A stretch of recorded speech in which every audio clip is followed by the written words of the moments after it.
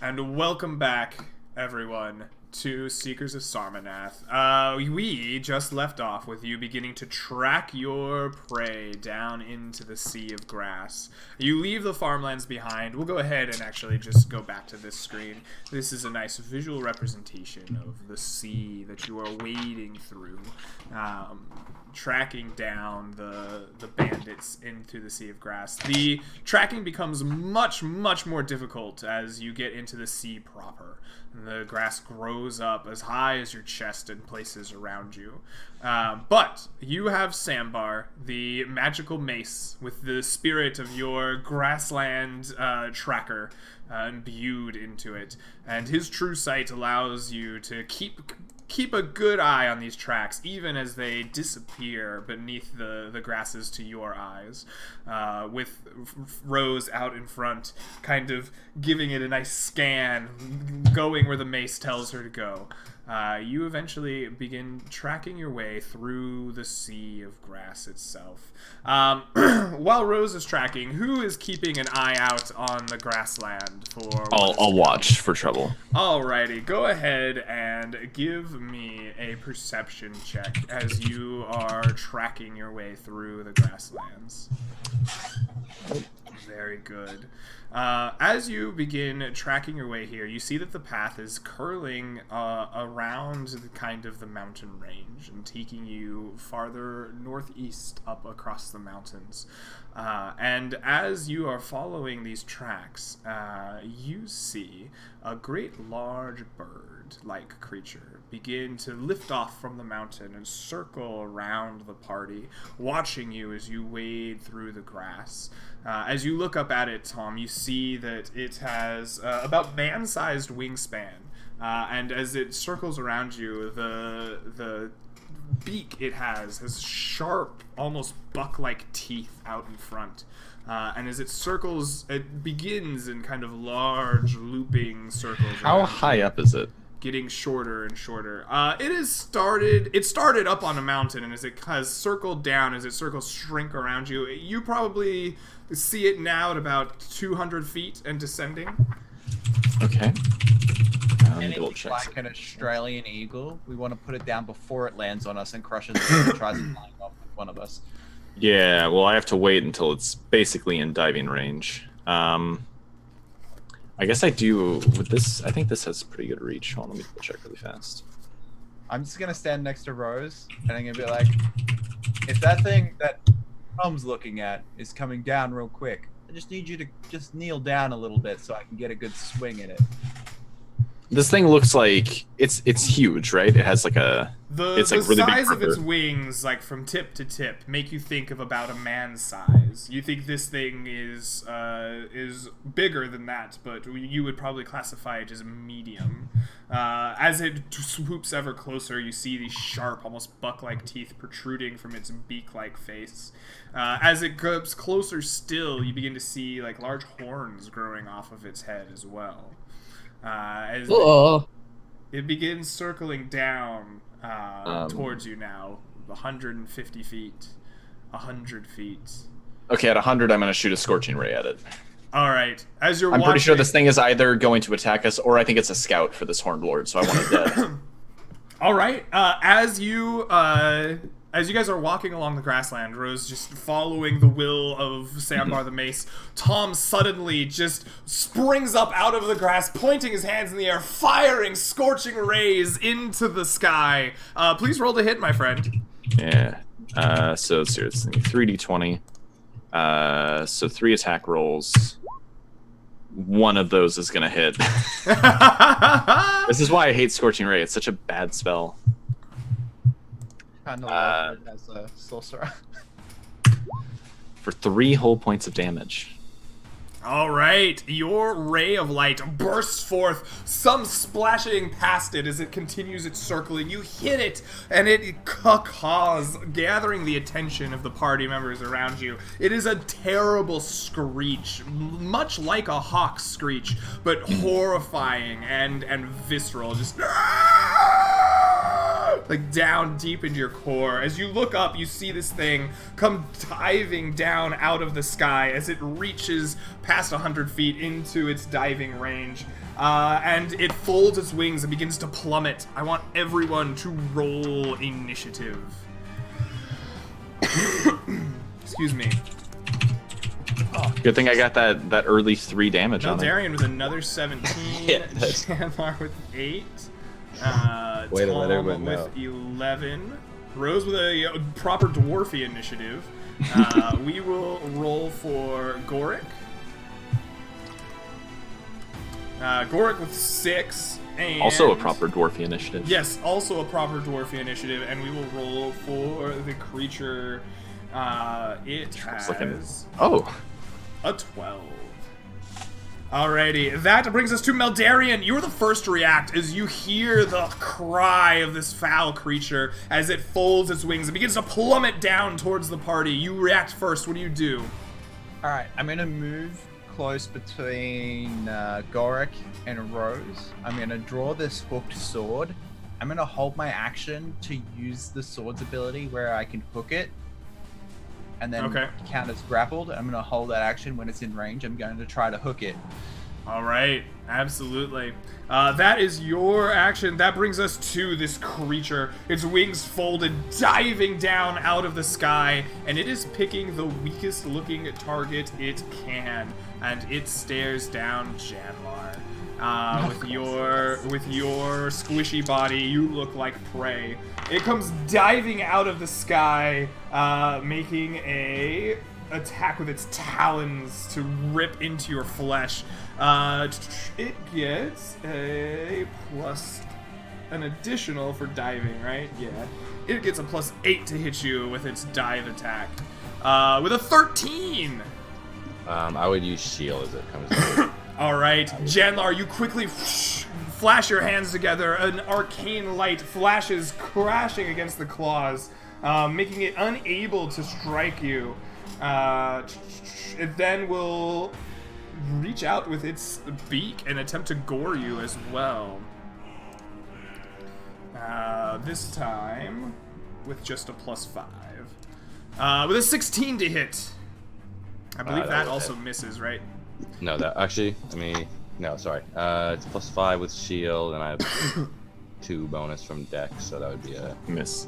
Yeah, miss. Alrighty, it strikes you with its claws. The shield flashes. Its beak wrenches at you. The shield once again flashes, and then it continues to fly past you, back up into the air to 30 feet in the sky. Did it fly into Meldarian's threat range at all? It did, however, it does not provoke an opportunity attack when it flies. He had an action ready though. That's it wasn't true. an opportunity. Sure, go ahead and take your action, Meldarian. It flies into your threat range, attempts to attack this creature. Alright, so do I just roll it like in a normal attack? Oh, you wanna try to? Okay, yeah. You're not really in melee with this creature, but we'll give it a dexterity save against your DC 15. With a 9, you reach out with your hook, and you slice into this creature.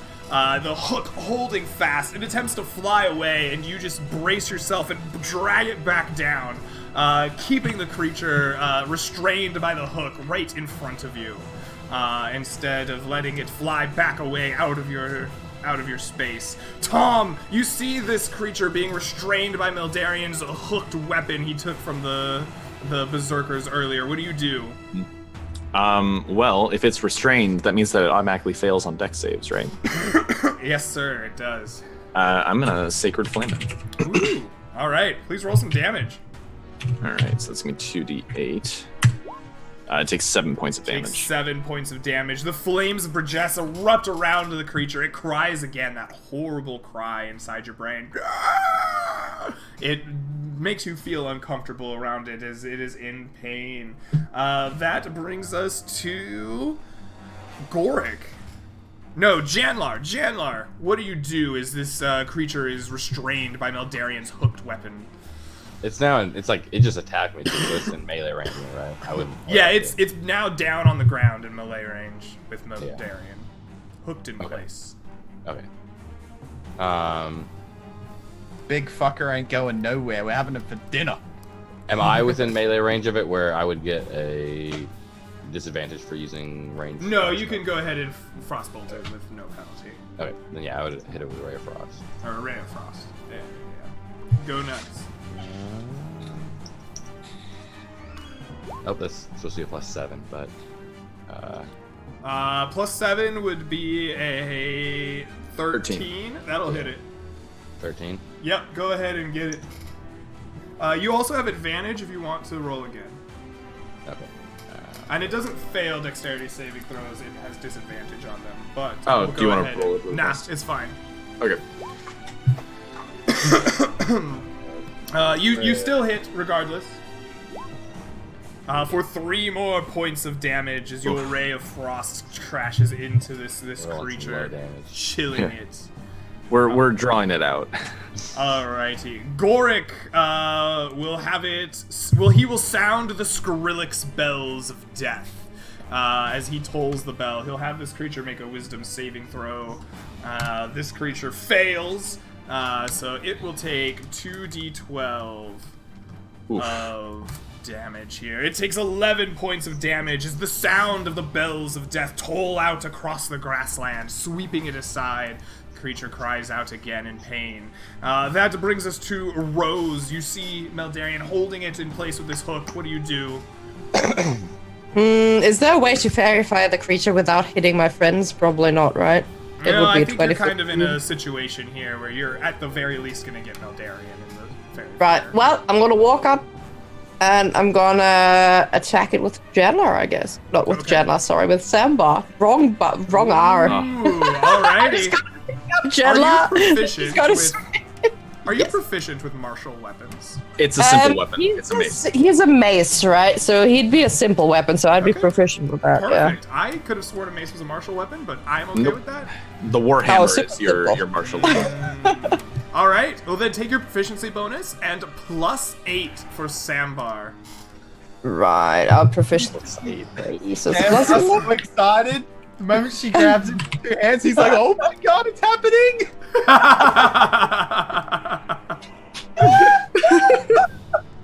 Well, if she grabs and misses, it's because she did not expect that much anticipation. So, okay. It's a 20 though. A I guess. 20. All right. You strike the Periton. Do you want to crit for a fish? You still have crit fish for a crit, as you still have advantage. Oh, I'll try at least. I'll try. I don't. No. Alrighty, you hit the creature. Please roll damage. Normal mace Plus damage 8. +8. Right. Oh god, what is it? Do I have Plus the your mace for it? strength score. I want to say mace is a d6. Is that A right? mace is a That's d6. Yeah, it's yes. a D6. It'll be Okay, plus your so- strength +8. As you So swing- that's minus. What is my strength? Oh, it's actually 0. +8, you said? Yep. Holy shit. Okay, well, For it's max 14 damage. points of damage, you crash the mace into the skull of this creature. It gives out another cry. Sambar, you get a sense as you touch this creature of the immense hatred it has for these people that are holding it in place. It wants nothing more in life than to claw the throat of this Meldarian in front of it. This hatred washes over you, and then you just, are once again in contact with only as Rose. as she's swinging me around, I like to think for flavor, as it hits things, you hear the mighty bleat of Sandbar. As it The mace doesn't whistle through the air; it bleats. bleats. Exactly. Ah, ding. Excellent. You bleat it mightily with your club, and that brings us to Meldarian. You have this creature hooked in front of you. What do? Okay, can I hit it with the hooked weapon while I've hooked it? While it's hooked, you can choose to release it from its restrained position and deal full weapon damage.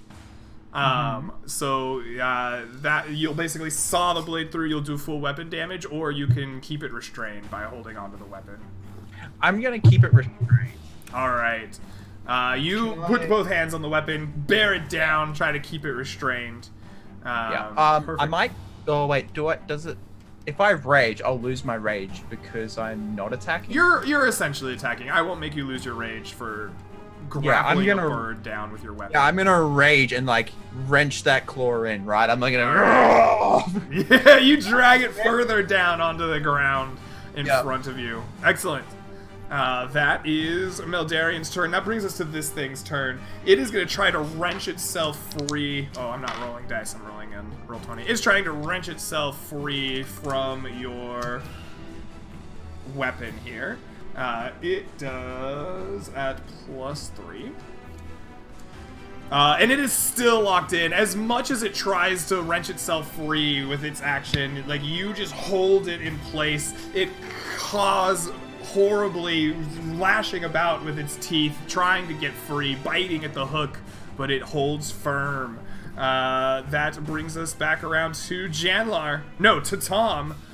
What do you do? Give me a disadvantaged dex save. Yes, sir. Against 8 points of damage. It definitely fails, and will take those 8 points of damage. It now looks horribly beaten. Like, it looks to the point where it could fall dead at any moment. The cries of anger seem to turn into cries of panic as its wings beat steadily, trying desperately to get away now. That brings us to Janlar. What do you do?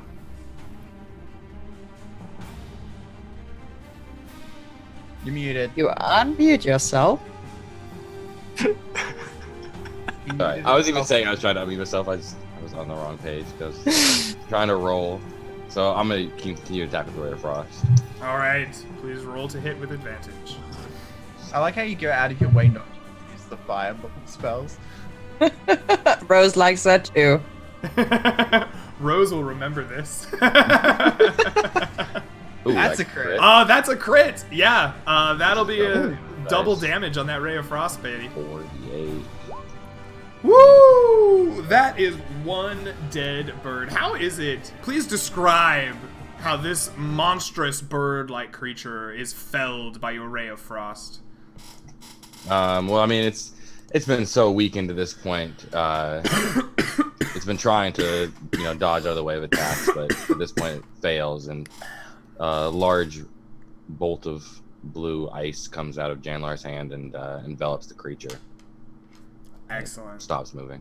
Excellent. It is enveloped in this bolt of frost. The creature is chilled. Ice crystals form around it and Meldarian's weapon, and then it falls, just a heavy weight on the hooked weapon that Meldarian holds. Did we do it? Is it dead? What Just was that thing? Frothing at the mouth. Yeah, it's dead. Yeah. Right then. He like just adds a little Do bit you more, like need it? wrings its neck for good measure. Like, yeah, it's dead. You need a handkerchief. I'm sure I have a handkerchief. So. Just like, Would you open like? my mouth and then pick it up by the neck. Dinner. And it's still Alright. fresh. So actually, looking at this thing, what is it? Is it just like a large bird? As you examine it, you will recognize this as a pterodon. It is Oh, I a needed them back when I was monstrosity, Samba.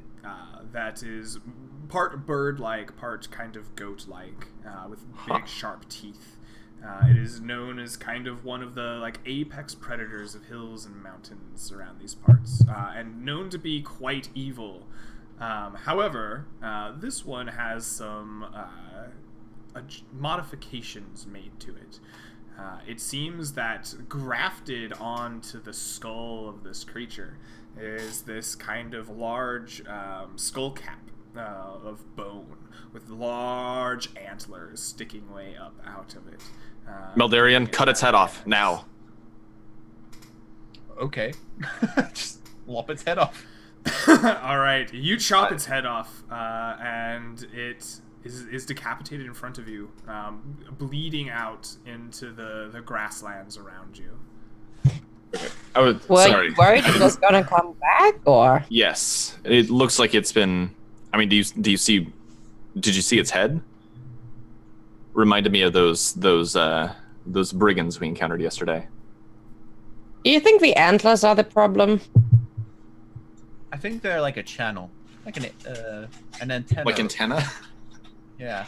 Like a what? Well, the Don't little worry. mandible things Can that. Janlar take the time to Yeah, cast Detect Magic to see if there's any magic in these Sure. antlers? Yeah. Do you have it prepared as a spell, or are you casting a ritual? A ritual. All right. Yeah. You open up your spell book, begin chanting to yourself, calling forth the magics. After about 10 minutes, you begin detecting magic. How far can you detect magic? I believe it's only 30 feet long. Okay, so- yeah, that makes sense. So you begin looking at this creature and the grasslands around you, and you are coming back with no magic anymore.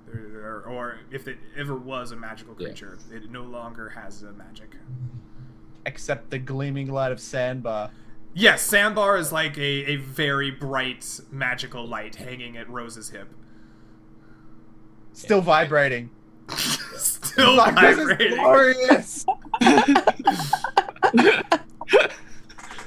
I know why you are excited, but I need you to calm down now. We're trying to investigate things. I'd let the Gotta let party me know. know. It looks like if there's any magic in the antlers, it's gone now. Possibly due to precautions, possibly due to there being no magic to begin with. Hmm. Sandbar's like, you gotta let me know how good that bird tastes. In Janlar's time as a mage apprentice, did he ever come across any spell components that came from these birds? Go ahead and give me a check here. Let's go an Arcana check with Intelligence. See if you have heard of any spell components from a pterodon. Excuse me. 12. A 12. Let me see here. You have some knowledge of a pterodon. Let me open up my notes here so I can tell you. P comes before T. My monster notes.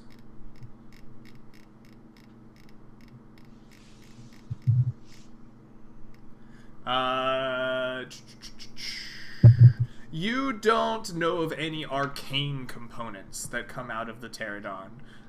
You know that they have these feathers all over their bodies that are particularly desirable as calligraphers' supplies. They turn into very nice pens, and they are highly sought after for the writing of monks and scholars.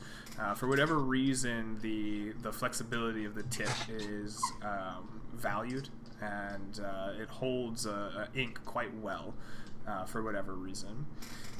You also know that the pterodon teeth can be carefully crafted into arrowheads.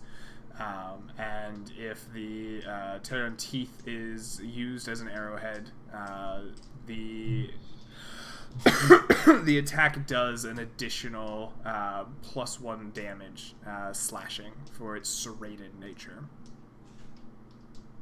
Well, I guess I'd look over the body and see if there are any feathers, but I doubt there are any that are intact after the beating it received. It got pretty beaten. Go ahead and give me a survival wisdom check to get as many feathers as you can out of here. Good wisdom.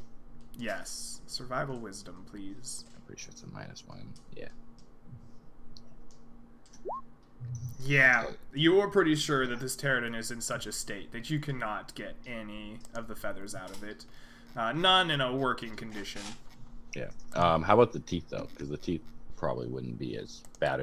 You're pretty certain that the teeth are Yeah, pretty that's smashed up too.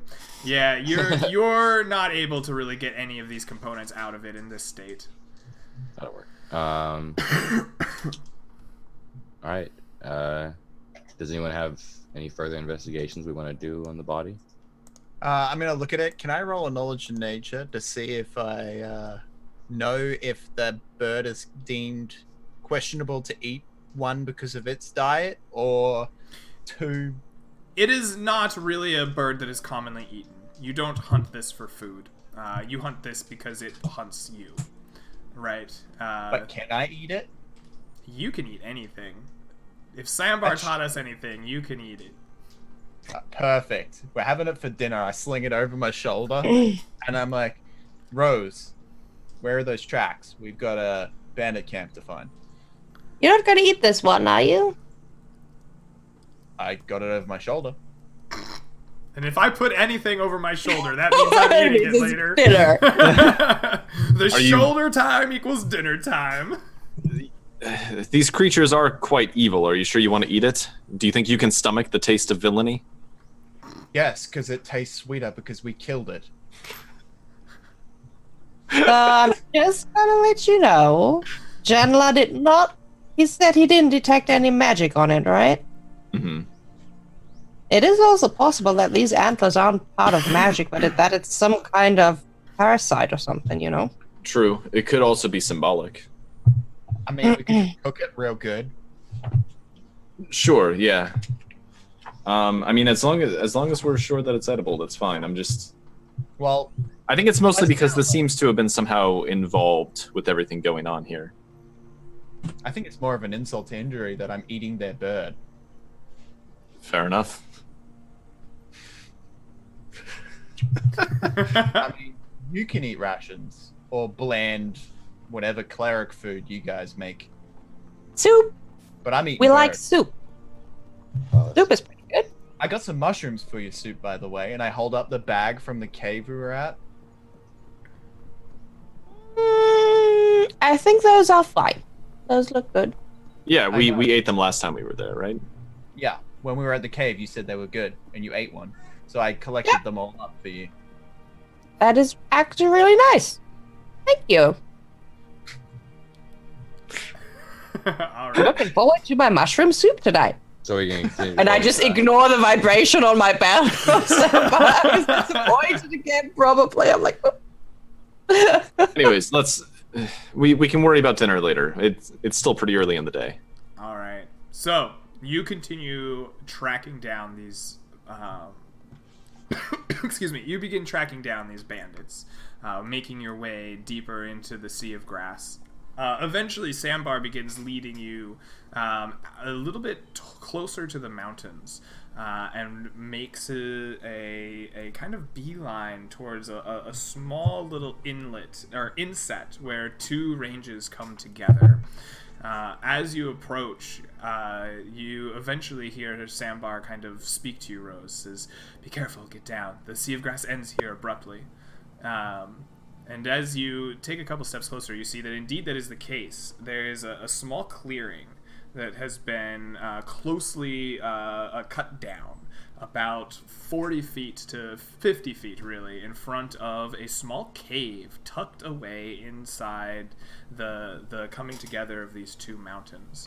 In front of the cave, you see two torches lit and running, even in the afternoon sun, as you kind of crouch here at the edge of the grass. I'm gonna put my cloak over me. I'm gonna whisper to the others. Be quiet. There's a cave over there. I know, I can see it too.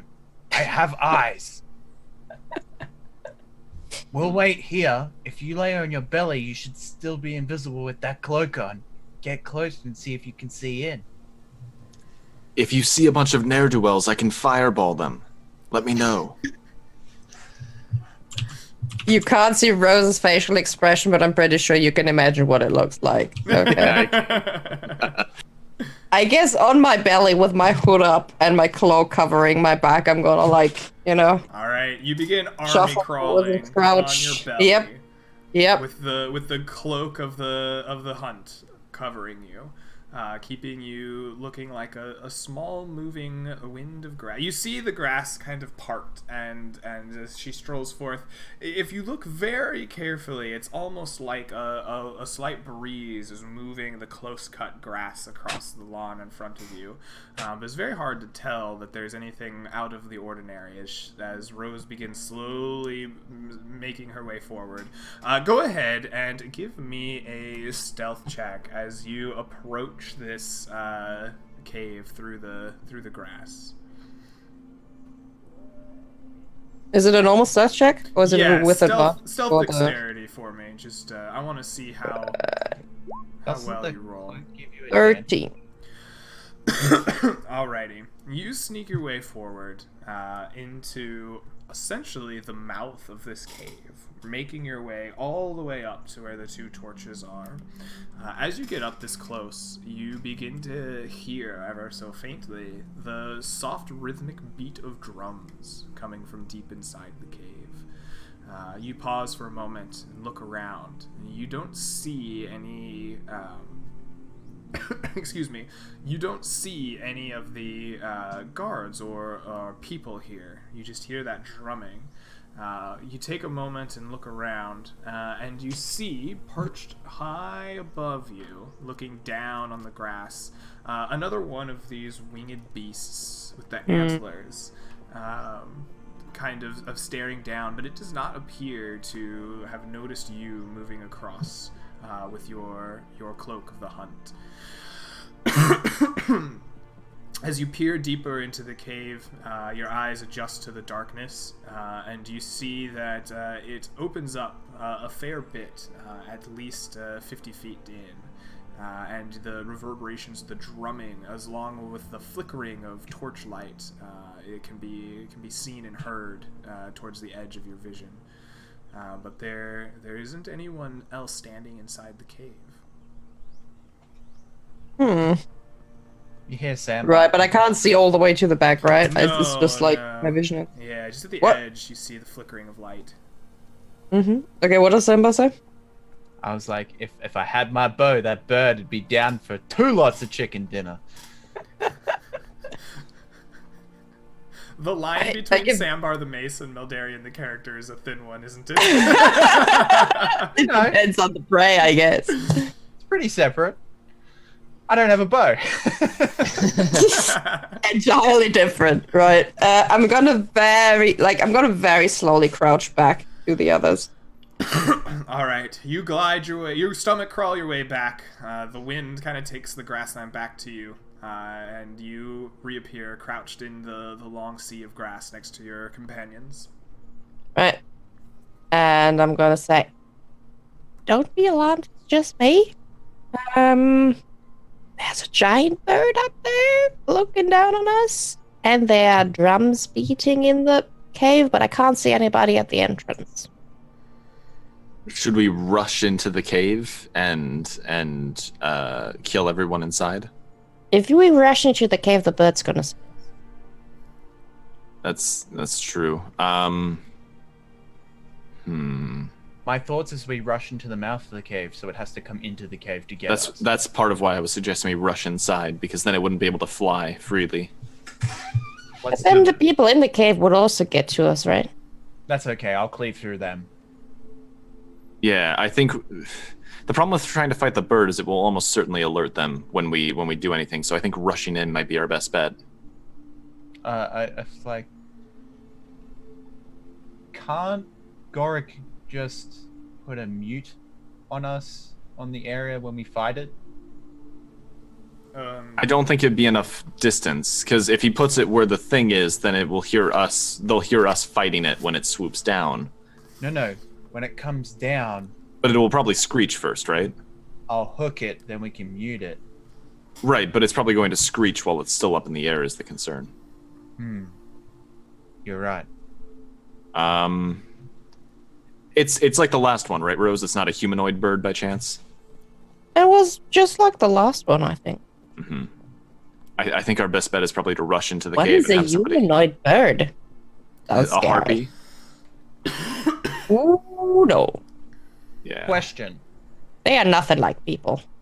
If he casts the mute spell on the entrance of the cave, does sound pass through the mute spell into the cave? It is a very good metaphysical question about magic. I have not had the opportunity to test it myself. Perhaps now. You want to test it? Well, Yeah, if sound let's is made try it up in of... Well, in this very deadly situation. That's a I good idea. normally Let's- had spiritual weapon prepared, but if we want to run silence, I will get rid of that and run silence really quickly. Yes, I think that would be a good idea. Alrighty. Gorik, I feel like you're not quite as prepared as you usually are today. Well, I was not. It was a very exhausting trip from the caves to here. I seem to have lost myself a little. It's almost like I'm still moving to Salem and need to unpack. Let me cast silence for you. And Gorik steps forward and casts silence in the cave entrance. Okay, I guess we have to hurry. Let's kill that bird. All right, and with that, you rush out. You all have a surprise round if you want to take it on this bird. It is perched 100 feet above the cave entrance, staring down on the field of grass in front of you. You could cross into the field of grass and easily fire off anything within that. I'm gonna go first here then. And, alrighty. Let me fire off a guiding bolt at this thing. Nice. Go ahead and roll to hit with advantage. It is unaware of your presence as the 5 of you just burst forth into sight and start attacking the creature. I guess that was... I thought it was until its next turn, but it's really just one attack, so that was a little bit pointless. But oh well. For a 12 to hit. A 12 does not hit. Your guiding bolt flies wide, alerting the creature, which screams that horrible, unsettling scream. Everyone else is doing their surprise attack. Everyone else, you have a surprise round. Go, attack, win. I'm javelin throwing. Okay. Wait, how high up is it? Can you throw a javelin 100 feet, my friend? Yeah, 120. Damn. All right, go nuts. All right, so past 30 is disadvantage. Correct. Yeah, so it's just a normal attack because it's surprised. Yeah. Okay, here we go. 12? 12 misses. Your javelin falls short. Oh, what a great surprise round. And the creature kind of looks down in a baleful anger. That brings us Janlar. Rose, what do you want to do? I would, since you said it's 100 feet away, I would have to cast Firebolt because I don't have any Firebolt. So like Firebolt. All right, Firebolt away.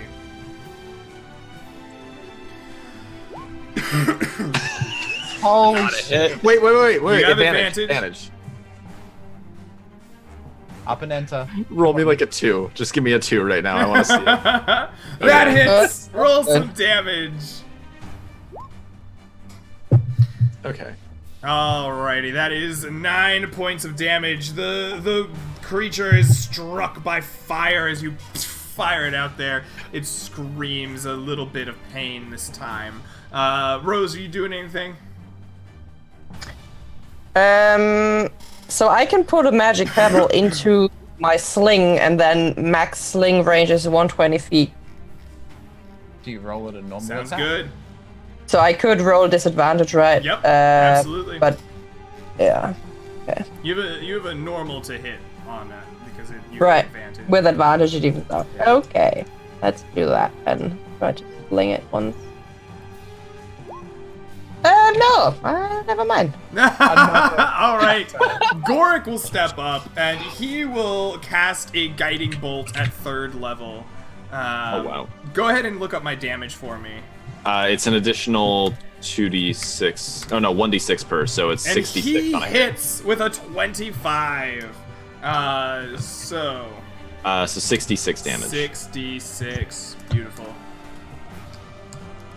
Expending a 3rd level spell, he strikes it for 17 points of Our damage. damage rolls are just bad. And the creature screams, and everyone roll initiative. 10 for Tom.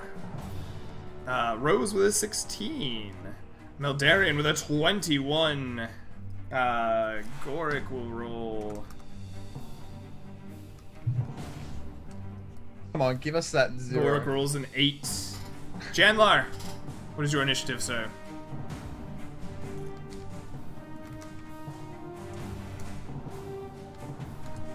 Terradin goes at 22.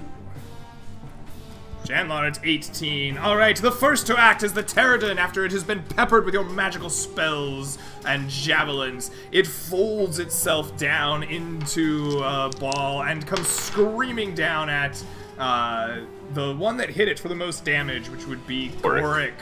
And it will attack with a +8 with its claws. With a 9 to hit. and a +5 with its beak. That's a 17, which I believe will hit Gorik's armor. Yes. And it will strike with... Does it go through a shield as well? You haven't cast a shield on him, I don't believe. He has like a normal shield, right? His AC I don't know. is I don't know 15. what gear he wears. Oh, His okay. AC on this character sheet says 15, so that's what I'm going with. He can bitch at me about it later.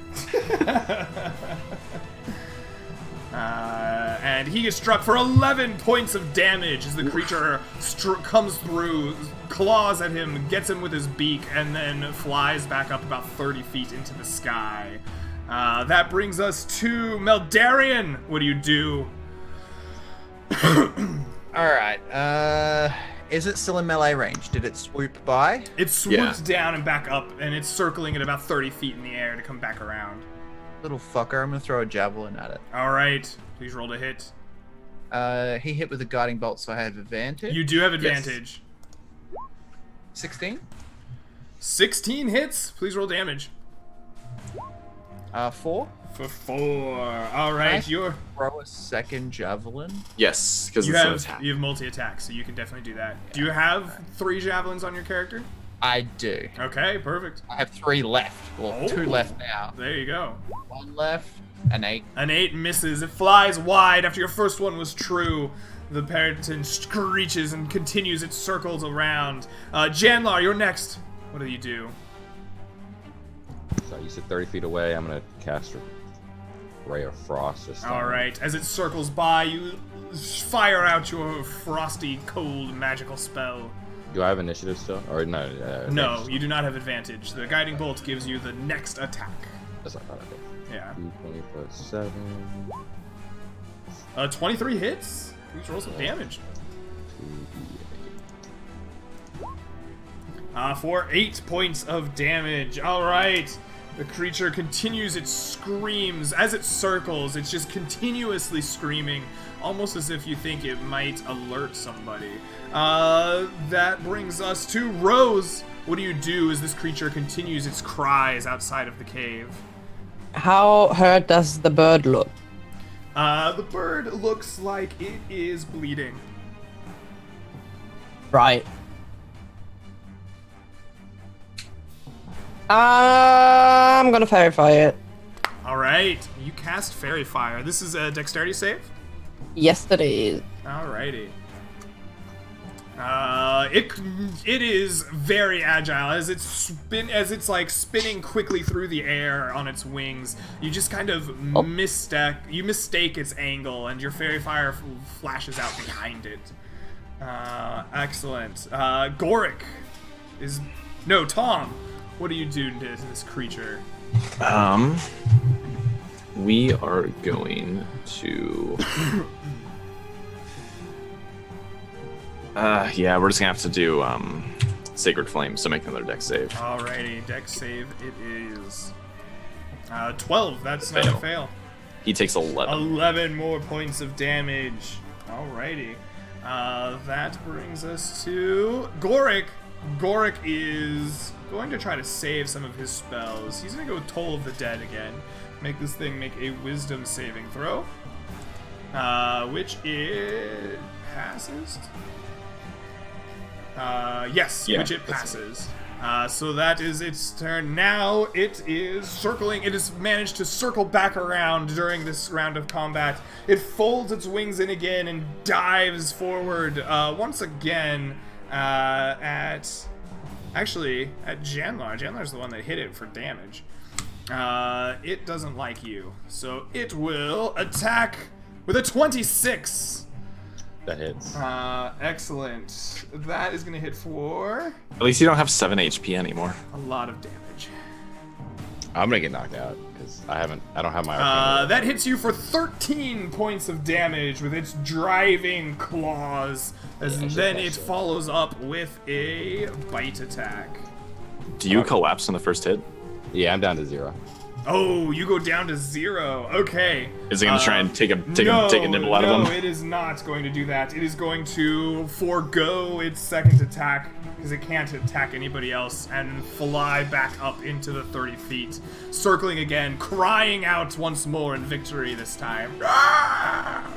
Meldarian, what do you do? Okay, last 2 javelins. Here we go. Oh, 1 javelin, sorry. What? 11? Nah, there goes with the javelins. Alrighty. That's your turn. Okay, that brings us to Janlar. Please make a death saving throw, please. That is 1 pass.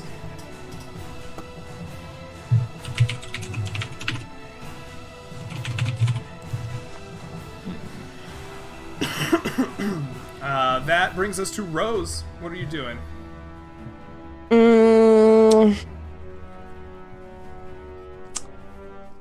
Well, let's try the sling again, I guess. Alright, go ahead and sling him. 16 hits. Please roll damage. 11. 11 points of damage. Nice. That hits it, and it like drops in its flight. Like it falls in the sky a little bit before righting itself. It looks like it is very close to dead. Goric runs forward and casts out a healing word of Ungrawl. Not That's his turn, fair. actually. He can heal him. That's fair. It's not his turn, actually. Tom. Make me another dex save. Janlar will survive another round, hopefully. Alrighty, dex save for the creature is a 17. It passes. Alright. With that, Goric will run forward and cast out a healing word. Since he is a grave cleric, you just take max on the die. And he's going to cast it at a 1st level spell only. So please regain 11 HP from Goric's healing word, Janlar, as the voice of Ungrawl resonates with you, opening your eyes once more. You have 1. You don't have 0 fails, so you don't have to worry about holding on to them. Excellent. That brings us around. No, he still has. Does he have a ranged weapon on his character sheet? He does not. He does. He has a light crossbow. He takes out the light crossbow and fires. I think it's also in range for Sacred Flame if he wants to use that. Sacred Flame is a cantrip. Yeah, let's make it a Sacred Flame. This'll, yeah, that works. That's very in keeping. 15 passes though, so yeah, nothing going there for Goric. That brings us around to Meldarian. He was just hit by Rose. I mean, not Meldarian, the creature. He was just hit by Rose, so he's gonna go after you with another diving talon rake from the sky with a 12 to hit. That's a miss. Follows that up with his beak with a 16. That's exactly it. Alrighty, please take D8 plus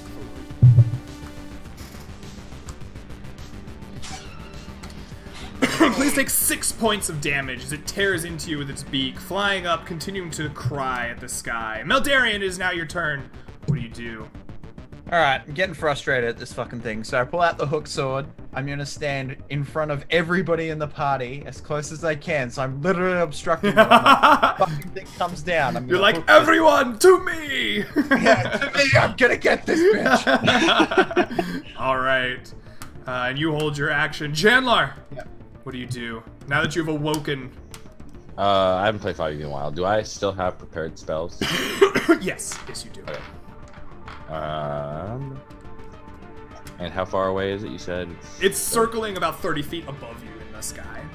And it says we said it's looking pretty hurt. It is looking very hurt. Yes.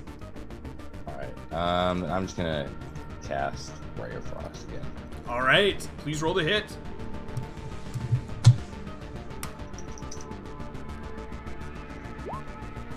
A 25 that hits. Roll damage. For, hold on, I have to do math. It is not dead. Your Ray of Frost freezes its wings. It drops again. It looks on the very brink of death, but it is not down yet. Rose, what do you do? Is it already my turn again? It is. Well, brink of death. Okay, another pebble it is. Another pebble it is. Right. Gotta do everything for these boys. That hits. 25. Roll any number over. Yep, there 8. you go. It slays the beast. The pebble strikes it in its head as it falls, silencing its cries on the ground in front of you. All right, I think we should go quickly. Let's not give them time to figure out what's going on. Jandler would cast mage armor on himself now. All right. All right, let's get going. You ready, Meldarian? Ready Do as you I'm leave gonna the be. creature- Oh, here you go, by corpse. the way, and I hand him 3 javelins. I don't want them. I'm no good at range, apparently. I hand you Give it 1 up. javelin and say, just in case. Okay, I'll take one. All right. You leave the Pterodon's corpse freshly dead on the ground and go racing Oh, I want in. to say, wait, can you behead that first before we go in, just to be really safe? I just like pick up the greatsword and drop the greatsword. All right. You behead the Pterodon and then race in past the silence effect in the cave and make your way into the flickering firelight and the beating of the drums that have continued. As you race in, your footsteps echoing down the hall, you turn kind of a corner, like a small shift in the cave. You see it open up into kind of a large 60-foot by 60-foot room. The ceiling's probably 30 or 40 feet tall. In the direct center of it, you see a giant altar. Where a man in robes and a big goat-faced skull on his head, horns from a different creature entirely. You might think a gazelle or something with a spiral attached to that skull leading up, is standing in front of a tired and old-looking man with a big bushy beard that's disheveled, kind of chained in front of the altar. Behind the altar itself is an enormous skull. This skull is probably 20 feet large. It is animalistic in nature, with long, savage jaws and a snout, big curling horns coming off of it. It looks cross between like almost a large lizard and a perhaps a mammal of some kind with a snout, and it is hung up on the wall behind the altar. There are 4 more robed figures with the same kind of bones attached to them, chanting and kind of beating softly on the drums, as the kind of main figure is holding a large kind of chalice. As you enter the room, you all of you seekers feel the burns on your marks as they flare up as you enter into this room, alerting you to the presence of magic. Time to get started, I think. And so it's just like these 5 figures then, like Yeah, 5 4, figures. 2 kind of on either side of the altar, softly playing drums. One man, he had his back to you as you entered, holding a chalice. As you enter the room, he hears your footsteps. He sets the chalice down, looks over his shoulder, and says, "We have intruders." Yeah, I snap my fingers and make a fireball. Okay. Let us. You want to make it so you don't hit the old man? Let us combat then. The old man can make a dex save. All right. Let's have dex saves then. So wait, there was an old man, right? Was he chained to the altar? Yep. Okay, if I can position it so that I don't hit him, I will do that. In order to get the guy with the chalice, you're gonna have to include the old man in the fireball's blast. I'll get all the others. We can leave the guy with the chalice to other things. So I'll leave out the guy with the chalice. Okay. Fireball. Because he was like chained and looked unwilling, right? As long as he doesn't look like one of the cultists here. All right, this will be plus some amount to all of this. Let me look it up. So dex saves for everyone. Dex saves for everyone. If it's a surprise round, I think they might have disadvantage.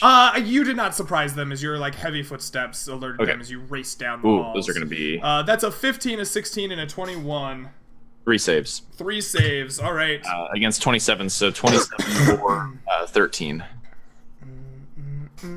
Okay. So 3 saves get 13. And the one takes 27. Your fireball erupts around them. one of them looking particularly burned. The drums spout into flames. The figure at the top says, "We have intruders in the ritual of the Lord. Capture them, keep them alive. They will join our ranks." And you are all gonna roll initiative.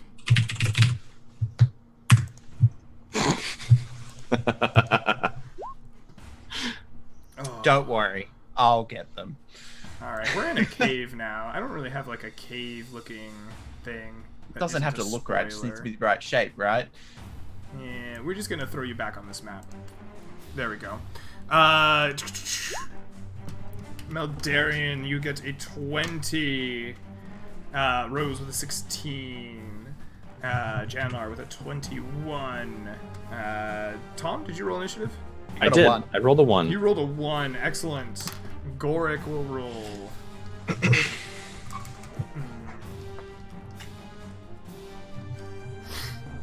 With a 19. That's not a proper dwarfy initiative. What just Oh, happened something there? very wrong is Something terrible. Oh, we're in the happened. cave. ill It's all omens. good. It's because we're in the cave. That's All right, why. and they will go on 12. All right, Meldarian, no, Janlar, you're the first to react after this fireball erupts and the threat is issued to the party. What do you do? I'm gonna cast haste. All right. But I'm gonna cast it on. Please don't do me. Please do Meldarian. It's either you or Rose. So if you don't want it, I'll just cast it on Rose. Well, because I'm going on a 1, so there's a very decent chance that I will die before I even have a turn. All right, Rose, you feel the hands of Janlar upon you, and the energy of his arcane magic seeps into your muscles. You feel yourself vibrating, much like Sambar does at your side. You feel like you are Vibrating at moving. You feel like you are moving at twice the speed of a normal person. Everything, the world slows down around you as these energies bubble into you. As you Are they constructive or destructive waves based on their vibration patterns? Oh, they're definitely destructive waves. Samba we're talking about here. All right, that does bring us to Meldarian. What do you do? How far away are they? They're about halfway out into this 60 by 60 foot cave, so they're about 30 feet away from you. Before it happens. Perfect. I just run up and start cleaving. All right, you run up and start cleaving. Hold up. Before I run in, obviously the burn on my eye triggers me and I go into a rage with my bonus action. Then I run in and start There cleaving. you go. You get the rage. He hulks Yes. up, screaming at the top of his lung, and attacks. Yep. First one, 16 16 hits for 6 slashing. for 6 slashing. Did you attack the one who failed his save against the fireball? Yes, Or- and I forgot my 2 extra damage from. Ooh, 8 points of damage. That one falls dead on the ground. You see Alright. his body slump over and die. It's alright, I'm gonna kill the guy next to him. All right, you turn around to the drummer next to him and attack again with an 18 18. that hits for There 8 we go. points of damage. 10.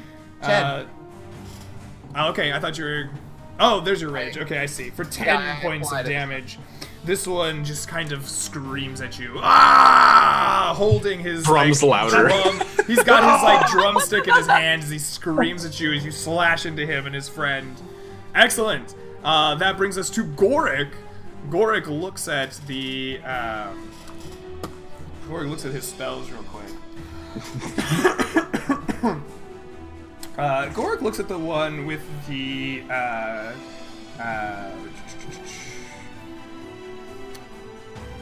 yeah. Goric looks at the altar on the top, the man with the altar and the chalice, and points his fingers and invokes Ungrawl and shoots a guiding bolt at him. For a 17, which hits him for I think 3d6 damage. 46. 46 damage, thank you.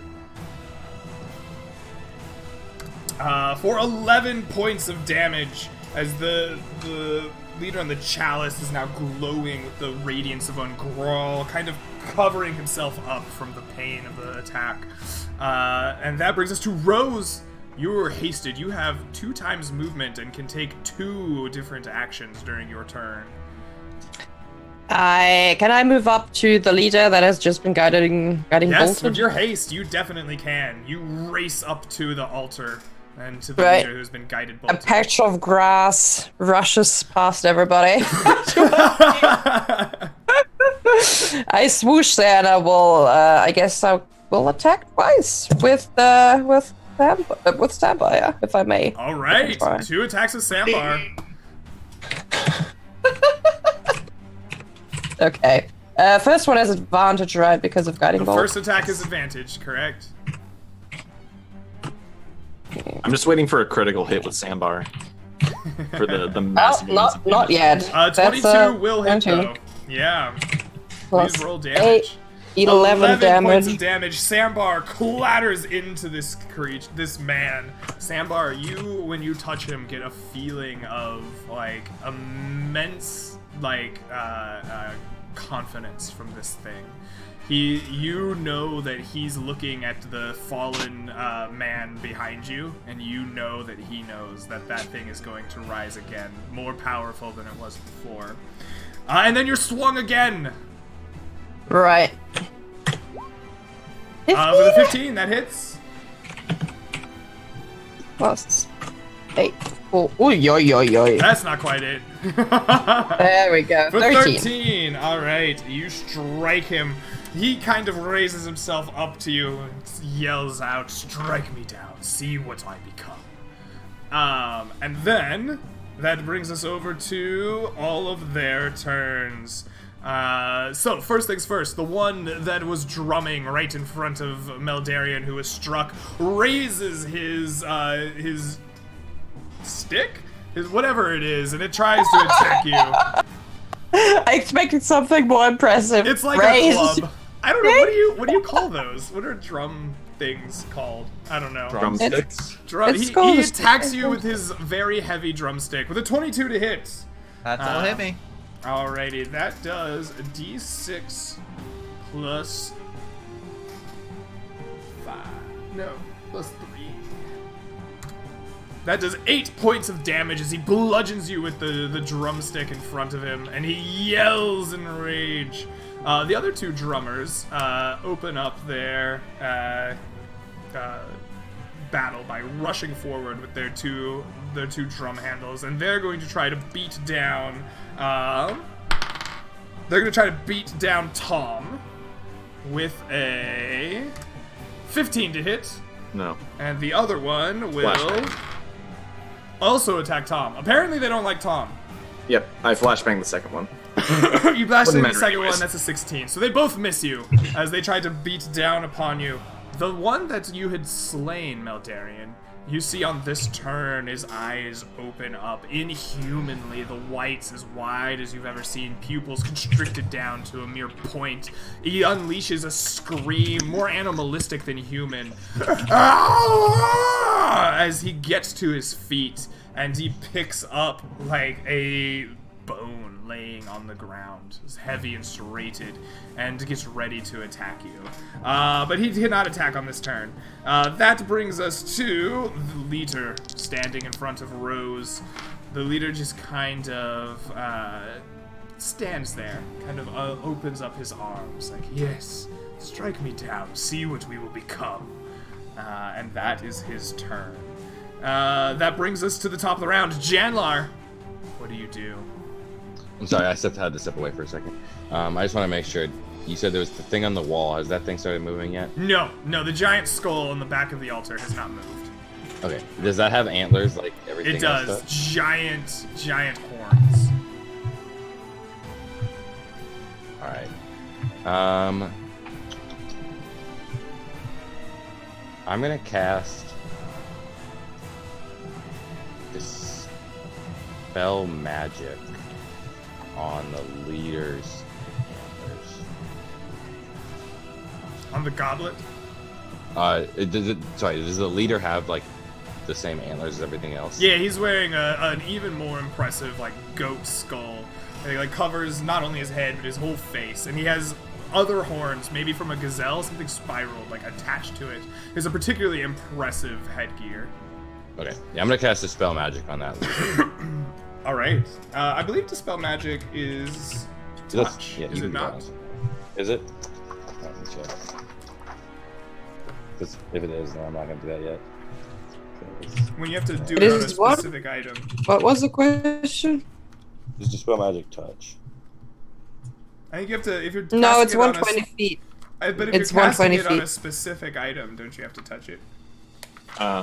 Choose one It doesn't creature say object so. with magical It doesn't effect say. range. That is a D&D thing, I think. Or no, I don't think you have to touch it even in a AD&D. I don't think so, at least. It's range 120 feet. Yeah, okay, cool. Yes, you cast Dispel Magic on it. Please make a spellcasting ability check.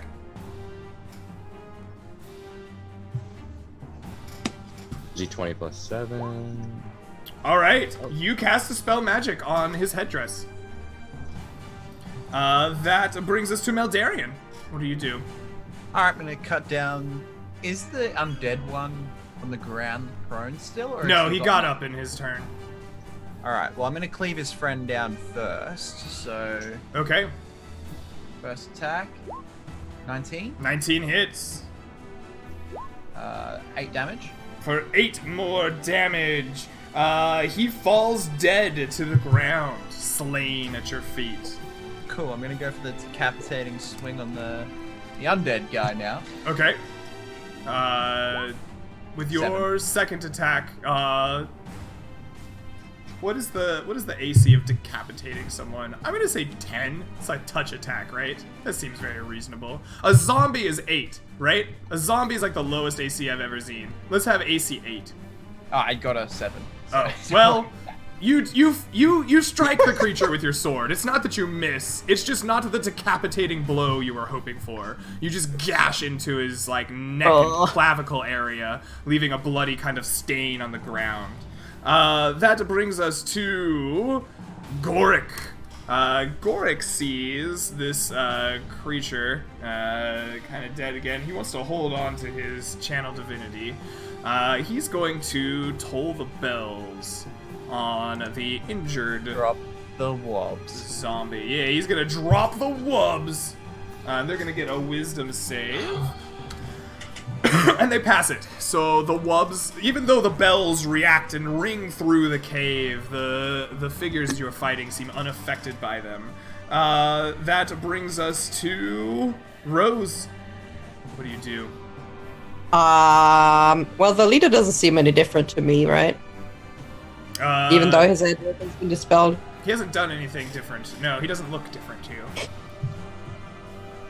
Well, I guess I'm also not facing Jenna, so I would have no idea what's going on, so I'll just keep attacking. Let's crush his skull in! Alrighty. Bleed! Yes, exactly. That's an 18. An 18 hits. I think you have to crit fail to just like miss people. It's hard, yeah. Hard. 14. So with that blow, you strike him, breaking the headpiece in twain, crushing his head. He drops in a bloody lump at your feet. You have an extra action with your turn. Do you do anything else, or do you stand over his body? You can break up your action movement, so you could still move and make another attack. Yeah. Quick, hit another. Well, I'm still good. Let's the go. undead one is still up, right? I'm gonna make a giant middle finger at this guy that you just killed. The undead one is still up, right? The one that's risen back to its feet. Yes, it is. And you get Okay. I guess I can't decapitate him, but I could still try to crush him. Alright. You rush Just- over to crush him. Wait, did you say? I'm not provoking OAs with that, or is anybody right next to me? The one you were fighting is a corpse now, so no away from Right. him. Right. Did you say I get advantage? Yes, because I am a wolf. Yes, you have pack Right. tactics with Meldarian. Come on, give There me we go.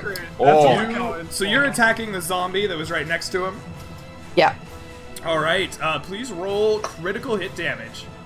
So that is, well, it doesn't double the modifier, but it's still Doesn't 2d6. double the so- modifier. No. It still lets you do 17, that. okay. 17 Amounts of points damage. of damage. This thing that is standing there, its white eyes bulging, unleashes another animalistic scream as you strike it. It is now their turns. Hold on. Wait, I haven't gone yet. They go in front of you. Wait, You have they? rolled a They already 1 went in this turn, didn't initiative. they? We're on the second round here. I never had a turn. Okay, take your turn now, then you'll take Okay. another one. I Make your swear opportunity you had attacks, it. because my plan is to disengage from these guys. Because I Okay. never went last round, did I? I thought you did. I haven't done anything since I fired the fireball. All right, Which whatever. was the... Yeah, take your turn. I'm not gonna Okay, try to. so I'm gonna kill you. disengage. I also the had two the that are feeling in I was really early. Like, it, so something, yeah. I haven't I'm done not anything focused. since then. So Okay. I'm gonna disengage from these two that are in melee with me. So make your attacks of opportunity, Are you? If you're disengaging, they don't get an attack of opportunity, right? or not? Like I'm running away from them Oh, okay. because I'm gonna go into the room. Yeah, Okay. Tom was last. Tom was. Sounds one. good. Yeah. And then I'm going to One of them will hit you one hits. Yeah. for 6 points of damage. Okay. And then before the leader can reanimate, I'm gonna cast Gentle Repose on his body. Do you know if that spell fails or not? I don't think he gets a save. I'll double check. I looked it No, up. but do you know if that spell fails? Like, will you know if it doesn't work? I believe so. It says you touch. There's no save. It says you touch a corpse or other remains for the duration. The target is protected from decaying, cannot become undead. Okay, he's already undead. You Oh, can't I stop see. that from happening. I was trying to figure out I if see you what you knew. Like, does Tom know his spell failed? It was my question. Probably because I assume when you become Okay. undead, your body kind of like naturally starts to decay. Alright. immediately, So right? as you place your gentle repose on the leader, the spell immediately fizzles, and you know that that it had failed to do its purpose. Damn. Okay. All right. So now it is their turn. And with that, the zombies begin to rise. The one that you failed to decapitate rises up, unleashes another inhuman scream. The leader rises up as well, and he doesn't have his headpiece on anymore, but his eyes still roll back. He still seems otherworldly. And he has a ceremonial blade at his waist and begins to draw it out. But those two cannot move this turn. The one that is a zombie in front of Meldarian will go ahead and attack. And it will do so recklessly. That is a 21 to hit you. And that will do D6 plus 3. No, he has the... Yes, that's correct. He does 5 points of damage against you with his heavy bone. The other two that were attacking Tom are going to look around and see Janlar just kind of out in the open. And they have Janlar and Gorik. They're going to attack 1 and 1. So one of them will attack Janlar with a 19. I would use shield then. Okay, you use your shield spell, deflecting the blow with your arcane energies. Another attacking Gorik, missing wildly. They're doing their thing. Excellent. That brings us around to the Tom at the bottom of the round. What do you do? Okay. Well, if the guy's getting up and I can't gentle repose him, I'm gonna guiding bolt him instead. Or actually, I'm in Alright. melee, so I can't really do that without. Okay, we're gonna call down my spiritual weapon. Okay, you call down your spiritual weapon to strike at him. Yep. So that's a bonus action. So here's the spiritual weapon attack for starters, and then here's my normal melee attack. So a 13 and a 12. A 13 and a 12. The 13 hits, the 12 does not. Okay, so D8 plus 3. He takes 10 Takes for the 10 spear. points of damage. Alrighty. That is Tom's action. That brings us to the top of the round. Janlar, you now have one of these horned men right in front of you. What do you do? That is not good.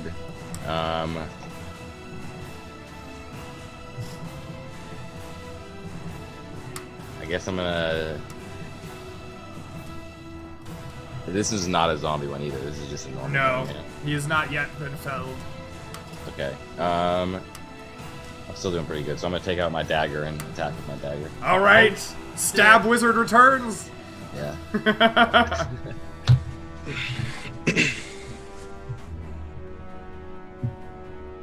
+5 at this point. So that's +3. A 21 hits. Oh, of course you hit with You that can't doubt dagger. the stab wizard. Yeah. And then it's plus. I don't get my proficiency. +2.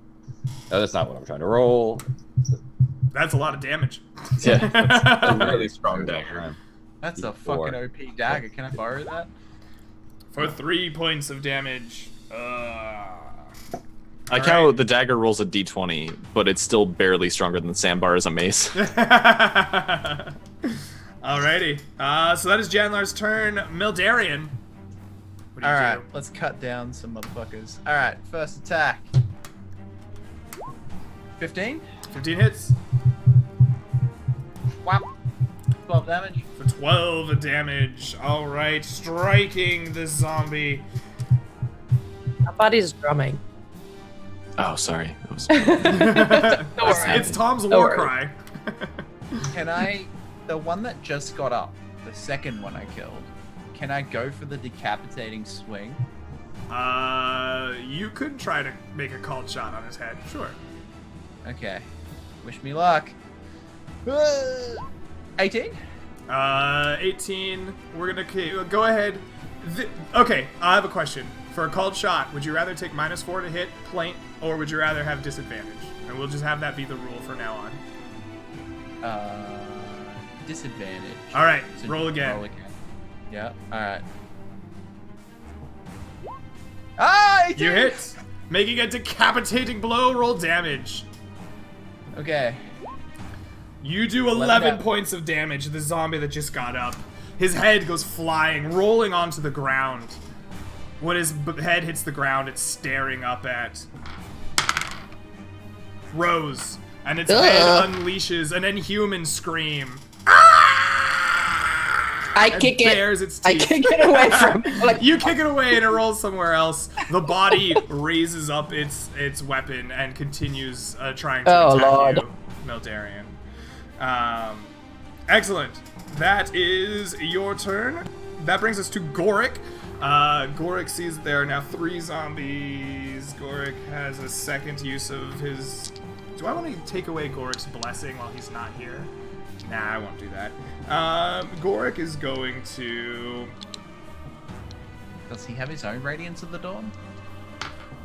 If I use Channel Divinity again, he'll lose the blessing of Umgral, so I'm not gonna let him do that. Ah, okay. Not while he's not here. He's gonna have the zombie that is most hurt make a wisdom saving throw as the bells of Umgral ring out through the cave. And it deals 2d12 points of damage. It does 11 points of damage, and it fells the zombie. The most injured zombie falls to the wubs of Umgral, in a pile next to its headless friend. That brings us to Rose. What do you do? can I get to Janla to help him out in melee range, or would I provoke him away from anything? You would provoke an OA from the one you're in melee with. Right. Oh, right. That one's not. That one wasn't decapitated. It is decapitated, It's- but, Oh, but he's like. You were in melee. Oh, right, you left the leader behind. I forgot. Yep. She's now in melee Well, with the headless zombie next to. Can you get in away if you can't see the target? It's a zombie. Right. I guess the head is lying there and is watching me. You kick the Right. head over, it's looking at you. I'll go for the head again. It's fine. You're gonna stab the head on the ground? Damn it. I mean, does it matter? You know, I'm gonna attack the zombie. I guess. Fair enough. Okay, 15. That hits. Advantage. Oh god, again. Yeah, and you have Oh dear. I tactics keep in your forgetting round you. I'm there. sorry. That's Sorry. a 28. That hits even more. Was I? Millman is literally the only reason I hit things in combat because he's You my have to be in weapon, he melee gives me with- advantage, just like my own cheerleader crew right with me. You don't Okay. have to be melee. You have to be attacking the same target that. No, any He's target in. within 5 feet. You, Yeah, it's pretty much, right? You have to be Pretty much, attacking yeah. the same target that you're in with 5 feet with, right? Yeah, Doesn't any- matter. any I just don't think target Janlar got it. Right. 12 No, points okay. of damage on this guy. Oh, well, I'm gonna... Okay, well, yes, and then I would like to do a second... Yeah, take your second attack with your haste. Just everything's moving so slowly around you. You just keep striking them over and over. Like, what's going on? I like I've the never fact had that you a hit with cast a on 28 me, right? and a 28. It Please roll feels 12 good, doesn't damage and it'll be just like a perfect in sync. Okay, I'll try. No, not quite, not quite. I'm sorry. 10 more. I'm sorry. However, the mighty blows of your mace as you're just like in like super speed, just crushing this thing over and over again with your mace. A second zombie falls dead. The screaming head at your feet falls silent. I was imagining the scene from Shaun of the Dead when you said that, where they're just like hitting the thing. Yes, yes, exactly. Killer feel like Queen is Samwar's playing in loving the life right background. Yeah. Alrighty. Right, having a ball. That brings us to the enemy's turn. So, the zombie leader sees Tom next to him and pulls out his ceremonial blade and swings recklessly. A primal What are you gonna do? scream. Stab me? Yes. So this is at +5. So a 23 to hit you. That one will hit. Yeah. Alrighty, and he will do D12 plus +3. There we go. He does 13 damage to you with his ceremonial blade. I want you to make me a wisdom saving throw, please, as you are struck by the ceremonial blade of the Holy pass. Lord. You pass, you're fine. But you do take the damage. Yep. And that is his turn. These two guys, one of them's still on top of Janlar, one of them's still on top of Goric. They're going to make their attacks. First to Janlar, that's a miss. Next to Goric, that's a hit. They will do D6 plus 3 for 5 points of damage on a poor Goric. Alrighty, that is their turn. Tom, what do you do? Well, first off, we're gonna use the bonus action from the spear just to stab at the guy really Excellent. fast. Stab at Got a him. quick feeler. 12's gonna miss. 12's gonna miss. Yep. I could always just give him disadvantage, so we won't do that. Instead, we're going to use Radiance of the Dawn, because I assume most of the zombies are within 30 feet of me still, right? Yes. That'll Yeah, be so we're gonna use Radiance of the Dawn. Everything that's an enemy, only enemies, need Okay. to make me Constitution saves. Constitution saves. Actually, they're pretty good at this. Well, worst case they take 9. Okay, 3d20. All of these are at +3. So we have a 5, a 12, and a 20. One pass. One pass. All right. They will take 19 points of damage. The one in front of Janlar falls dead at his feet for the first time. This guy takes 9. This guy also takes 19. All right. Is that your turn, Tom? Yep, that's bonus action and Alrighty. action. Excellent. That brings us back around to the top. Janlar. I'm gonna step away from this body. All right. And are there any more? There's only the one standing at Goric that's still up, right? Yeah, there's one standing at Goric who is yet to turn to his more primal side, and then there's the leader fighting Tom. Okay. Is the one fighting Tom looking weakened? Because was that one hit for 19? That one was not hit by 19. Okay. I'm gonna attack that one then with.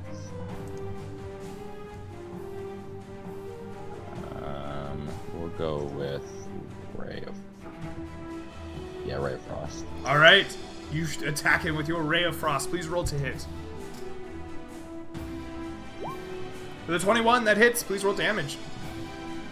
And then I'm gonna step away from this body on my feet and try to position myself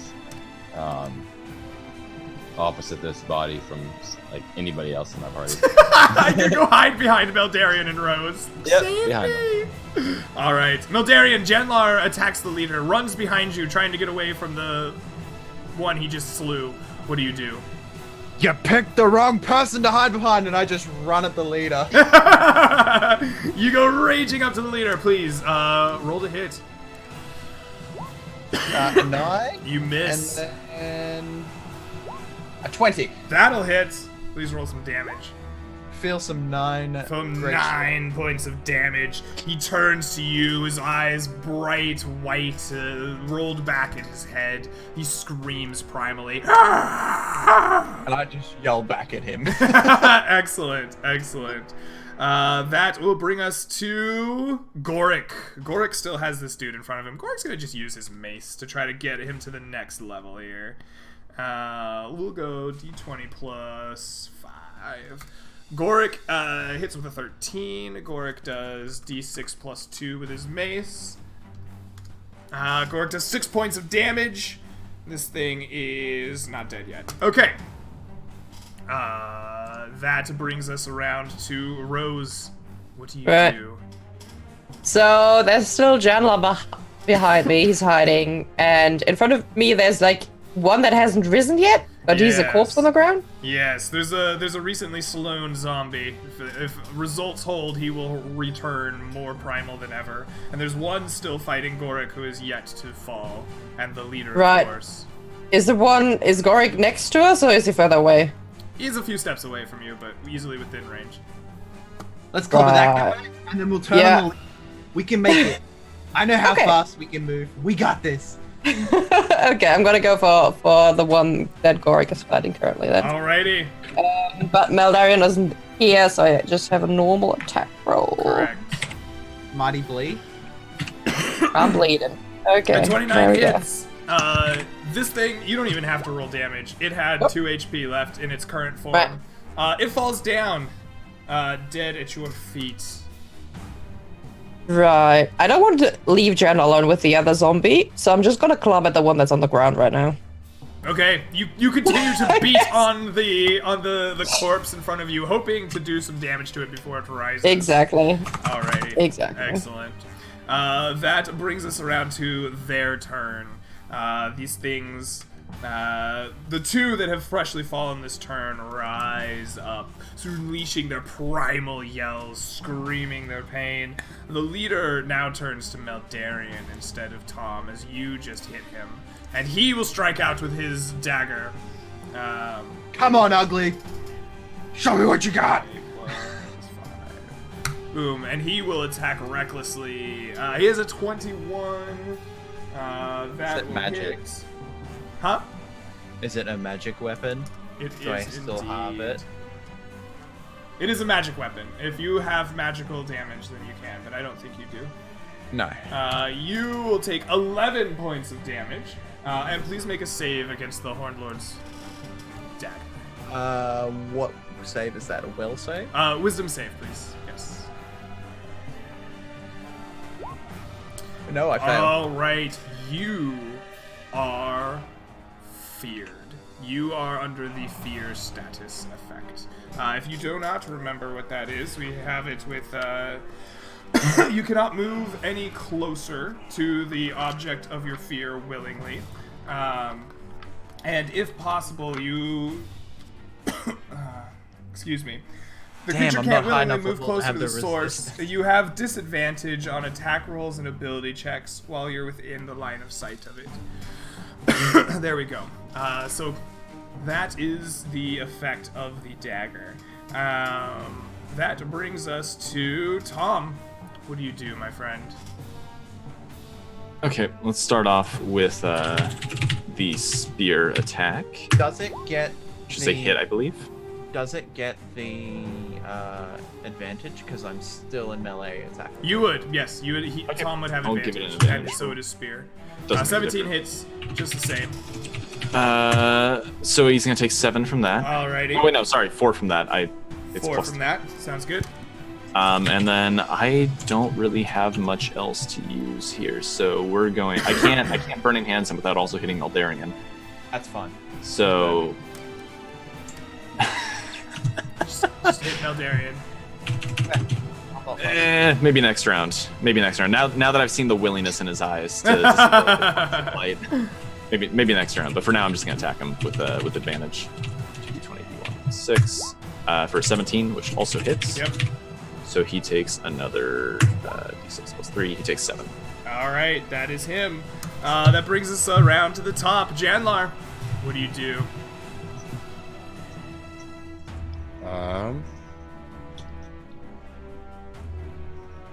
I would continue to attack. The leader's still up, right? The leader is still up. The zombies are re-risen from their previous forms. Alright. Yeah, I'm gonna continue to attack the leader. Alrighty. With Ray of Frost.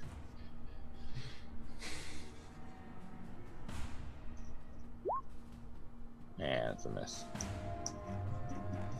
So now that this is the same target that you are attacking and within 5 feet of, does he get the advantage? It's on a spell, so it's not an attack. It's got to be a melee attack. Okay, perfect. So you miss. That brings us to Meldarian.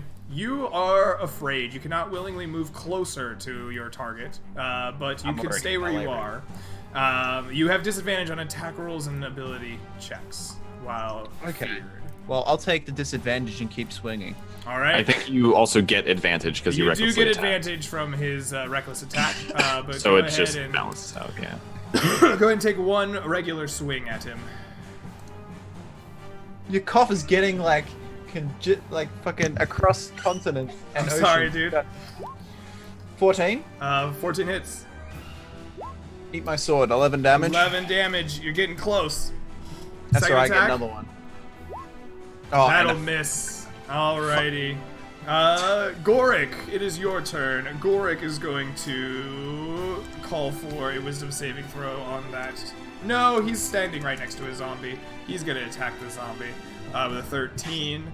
That'll hit. He will do 7 points of damage to it, doing his thing. Alrighty, that is Gorik's turn. Rose, it is your turn. What do you do? There are 2 risen zombies, right? Correct. Okay, I'm gonna attack the one that's uglier, Greg. Alright. So, whichever one that is. First attack. 15 hits. 50. For 10 10 damage. points of damage. Alright. And another one. Hits. All with the arms. Move the hell. Up 10. for another 10. Alright.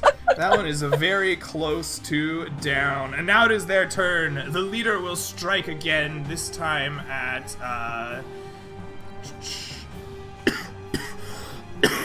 this time at Tom. Flashbang. Flashbang. He will take advantage. 22 to hit. That will... Oh, advantage, disadvantage. I guess that's the first roll. Wait, does he... Oh, did he reckless attack? Yeah. Oh, okay. I'm Yeah, sorry. so he hits. I forget the flashbang gives him disadvantage. But, yeah. Doesn't really matter in this case since the first was the higher one. Yep. I assume that hits you. Yeah, that hits. Alrighty. Please make a wisdom saving throw. And take Which I pass. 8 points of damage. Alrighty. That is his turn. The 2 zombies will attack. One will attack Rose with a 7 and an 8, so that misses. One will attack Gorik with a 16, which hits. And they will do 4 points of damage to him. Alrighty, that brings us to your turn, Tom. Okay. Sorry, Meldarian. I'm going to use my bonus action to... I can't bring the tab up. There we go. Bonus action to attack the spear, first off. Okay. D20 plus 6. I still get the advantage, I believe. Sure Yes. So that's a crit. Nice. Little double damage dice. So he takes 9 from the spear. That kills him. He perfect. drops down dead from your spiritual weapon as it spears him through his lifeless form falling to the feet of the altar. Okay, I really don't want him to get back up. So... I don't think he's gonna get up a second time. You would hope so, right? You know what? Just to be real safe, yeah, I can help out with the rest next round because nobody in the party looks like they're on their last legs, right? I don't think so, no. Okay, yeah, I'm gonna cast a 3rd level flaming sphere, and just drop it right on top of his body and let it just start Okay, to yeah, splash. the body begins smoldering and smoking. You begin hearing whimpering from the chained man, like, right next to this guy, but he's not burned by it. Perfect. That brings us to the top. Janlar, what do? You get the dagger out? Stab wizard! Nah, because now he's not. Nah, I'm too cool to be stab wizard. No, I gotta get the advantage. Alright. I'm gonna attack the ugly one. Very good. Going after the ugly zombie. I like it. I like it. Screw the happy zombies. Get the ugly ones. Yeah, what does the attractive zombie have going for him? What? I think it's long silky I mean, if hair. you have to make a decision, right, you're like, this one is clearly scarier.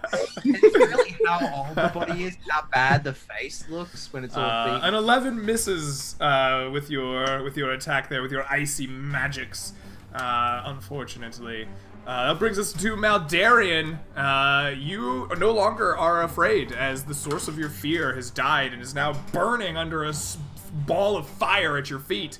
There are 2 zombies attacking your friends. What do you do?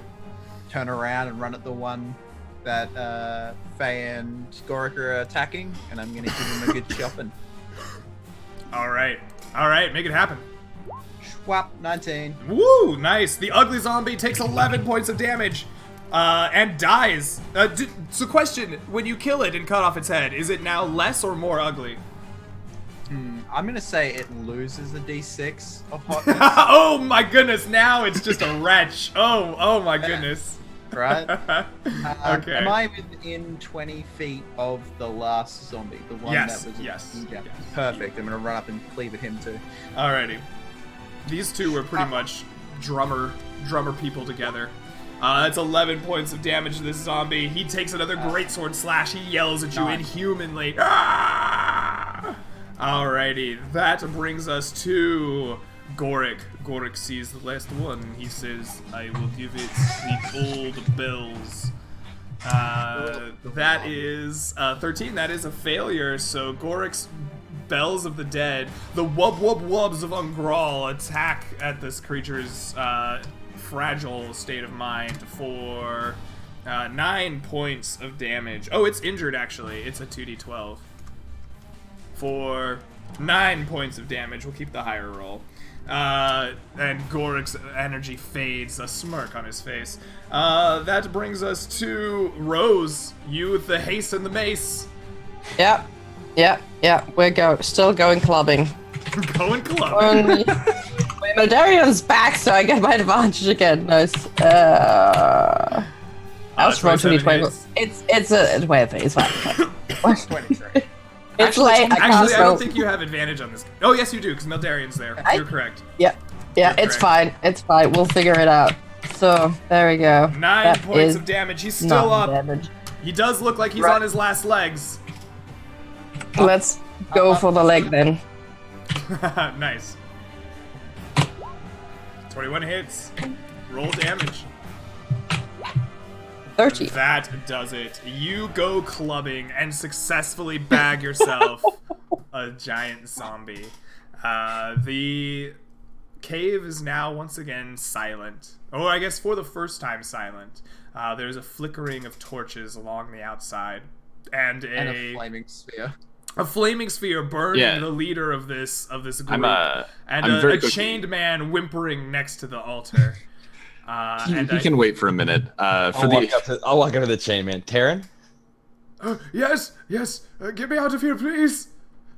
We're here to free you. Quickly! There's a madman over here trying to burn me to death. Oh, relax. You'll be fine, you baby. And I'm gonna start moving over and clustering the zombies together so I can roll the flaming spear over to this other pile of zombies. Alrighty. You cluster all the zombies together. Goric will help you. I do not wish to see these rise again. And you begin burning away the remnants here. And I think as you free the old man Terran and sit here in this cave and the altar to the Horned Lord, I think we will end our session here, as we are well past 4 o'clock. And we'll come back and pick up here with the results of your butchering next week. So, let me get some experience tallied up for you all. Now would be a great time to make any shout-outs you want to make. And I will get you that experience ASAP. Oh, shout out to the guy in Final Fantasy XIV who recognized me yesterday. Yo, sick. Because wow. I'm called Van Helsing on Final Fantasy, and somebody sent me a PM yesterday that was like, "Is that from Koibu's stream?" Oh wow, That is you're awesome. famous. Amazing. I don't think they thought it was. I don't think they thought it was me. I think they just thought I had taken the name. That's Nice. fine. Alrighty. Anything else? Thanks for watching. If you want to see more D&D stuff, I should be live within the next hour. We have the Shadow Sight campaign. I play a Dragonborn evil monk, following, as always, an evil character. And yeah, that's the only other D&D session today for now. You can catch me over on twitch.tv/Millman. It's pretty easy. Thank you for watching.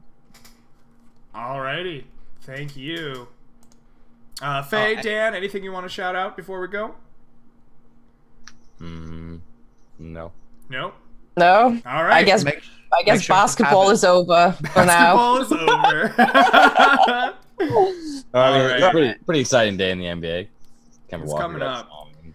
I No, want Kemba Walker got to... signed, and they're not. Didn't actually go through, but he's going to Boston. Sweet. All right, Kemba, go to Boston. It is. Good for those Bostonites. Baked beans and everything. Definitely. Dunkin' Donuts. Yeah. All right, so I want the 5 of you, including the one that's not here, to take home 540 experience points for today's session. And we will pick that up next week. Thank you all for coming and hanging out with us. We have a good time playing, as always. If unlike most days, I'm not going to say I'm going to see you next week. Please stick around. I'm going to go get some food, and in about an hour, I'm going to do a first kind of look at a game called Dungeons of Dragon Knight. The developers of that game reached out, gave me a key, asked me to put it on stream, and to give kind of some impressions of it. So that's what I'm going to do. Gonna get some food and check that out. I hope I will see some of you there. And it will be all for our show today. Have a good one, everybody.